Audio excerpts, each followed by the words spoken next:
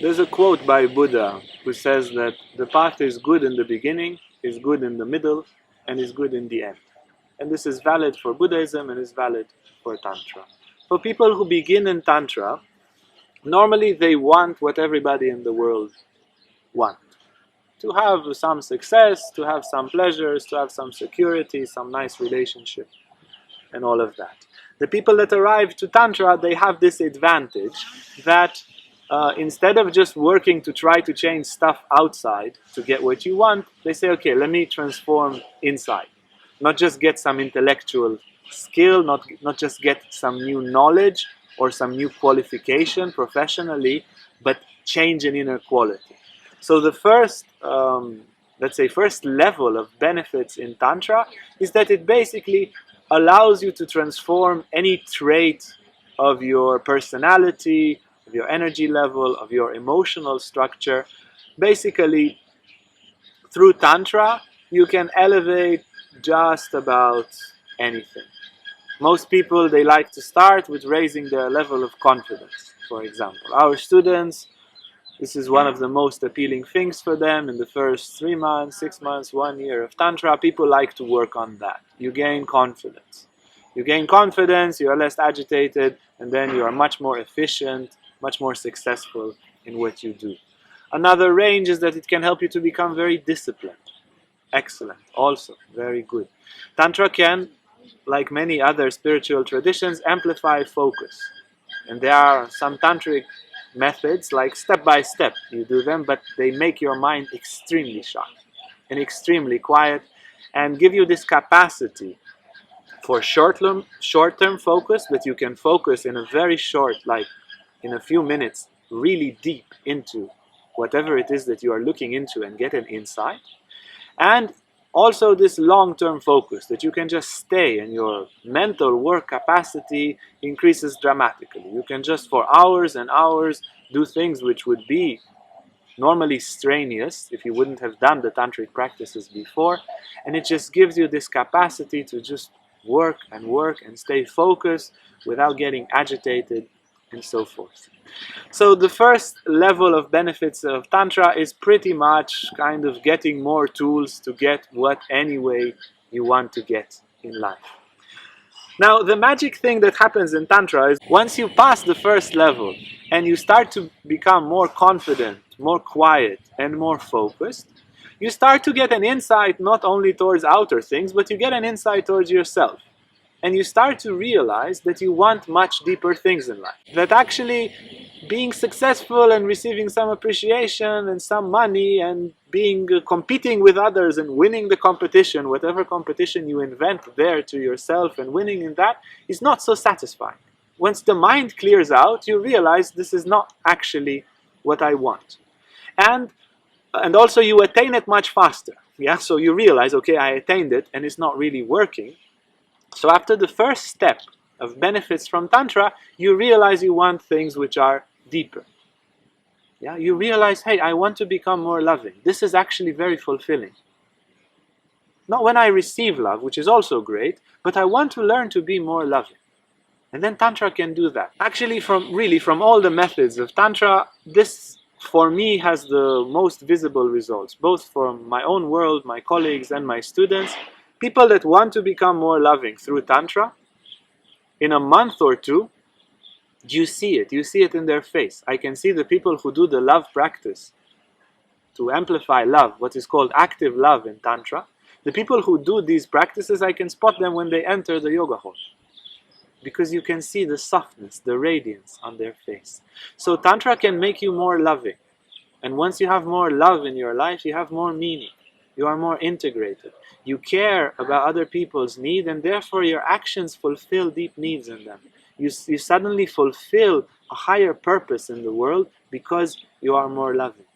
So, after the first step of getting some tools, Tantra will guide you to go to a higher level in which you want to live a life of more purpose, a life of more love, a life of more self-giving. And then what happens when you grow in this way? You grow on one side and becoming more detached, more quiet, more focused, more purposeful, going towards a purpose. That's one side. And then on the other side, you grow in love, you grow in tenderness, you grow in care, you discover inside of you that your goals become much greater. And suddenly, the whole question of a human existence, okay, I have a being which is conscious, I have a being which is having all sorts of capacities. Do I just want to live my life to fulfill my own petty needs? Or is there a greater meaning to human life? Is there a reason why I'm conscious? I'm just conscious in order to do some tricks to fulfill my body and to fulfill some random desires that I don't even know where I got. So once love grows and purpose grows and the mind becomes quiet, there appears the spiritual longing. Appears a real vivid hunger, undeniable, for something greater. So the next gift that Tantra gives is a gift of hunger, is a gift of longing. At a certain point, if you start improving your being step by step as a Tantric, you will find that this spiritual longing awakens. And you start to long for the highest purposes of life, for the highest spiritual accomplishments. And that's not like a certain mental idea that you have inside, is a burning of the heart. The heart burns for the highest, and that burning, that longing leads you to a life which is far higher, which is far more complex. And the highest practices in Tantra, they appear then. Yeah? So the first practices, they are until the heart is on fire. Once the heart is burning and you are filled with longing to fuse with the divine, to fuse with God, whatever it is that your terminology will call that, once that wish for enlightenment, if you want to call that, awakens inside of you, you move to the highest set of tools given by Tantra, and you are ready by then. You have the focus, you have the heart opening, the vitality, the inner balance, the peace. And then, yes, Tantra can put you in contact and can provide for you experiences and even a complete shift of your being into something totally different, into something which is inherently selfless, inherently divine, inherently transcendent.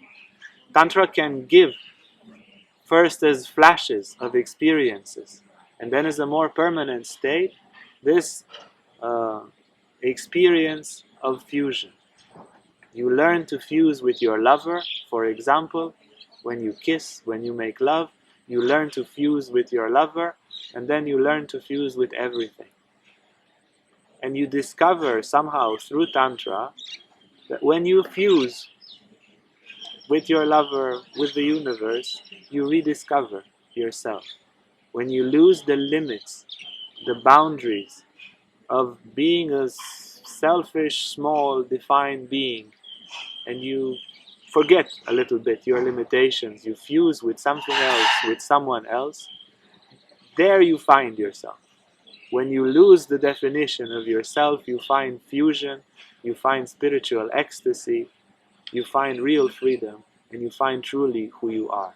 This is the supreme goal of Tantra, and that can be repeated, and repeated is not a state you have once, and that's it. From now on, you write books and sit on a sofa speaking to people for the rest of your life, but it's an experience that can be repeated again and again to the highest ecstasy with the greatest love until it becomes your own every day. And this is somehow the goal of Tantra. Hey guys, if you like this video, make sure to like and subscribe to our YouTube channel for more content on spirituality, Tantra and more. And if you want to sign up for our online classes or for our retreats, you can see our website on the description below.